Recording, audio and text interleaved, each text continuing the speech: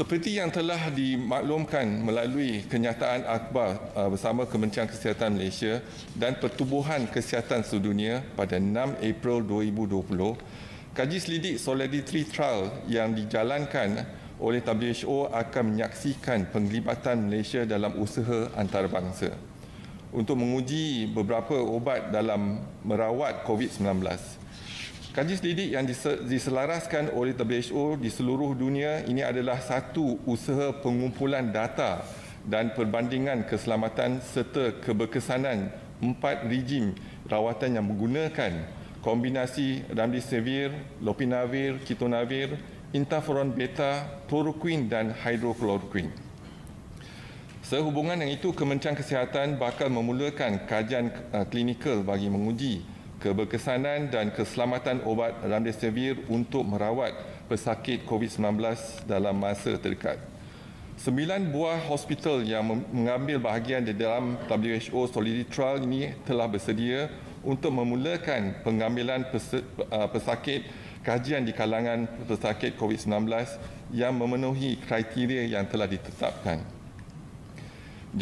Jawatankuasa Etika dan Penyelidikan Perubatan Medical Research and Ethics Committee telah bersidang dan bekerjasama rapat dengan Badan Regulatory Farmasi Negara iaitu NPRA Kementerian Kesihatan yang bertindak sebagai badan regulatory yang bertanggungjawab meluluskan penggunaan obat tersebut dalam kajian klinikal ini.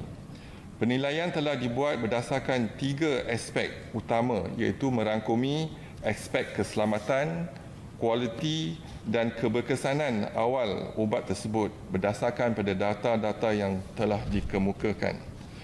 Menyedari kepentingan kajian klinikal ini dalam usaha memerangi pandemik COVID-19, MREC dan MPRA telah berjaya meluluskan protokol penyidikan dan lesen import kajian klinikal bagi obat remdesivir dalam tempoh yang singkat iaitu 4 hari bekerja. Namun pada masa yang sama dapat mengekalkan kualiti penilaian berdasarkan prosedur dan keperluan regulatory antarabangsa.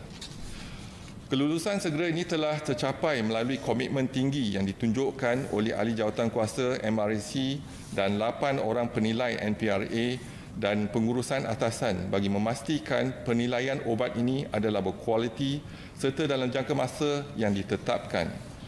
Selain itu, kerjasama yang diterima daripada pemohon iaitu Pusat Penyelidikan Klinikal Hospital Ampang dan pihak WHO dalam memberi dokumen-dokumen yang diperlukan oleh MREC dan MPRA dalam masa yang singkat banyak membantu mempercepatkan proses kelulusan tersebut. Penyertaan Malaysia dalam kaji selidik sedunia ini dijangka dapat membantu dalam pencarian obat menyelamatkan nyawa untuk COVID-19 melalui penilaian keselamatan dan keberkesanannya.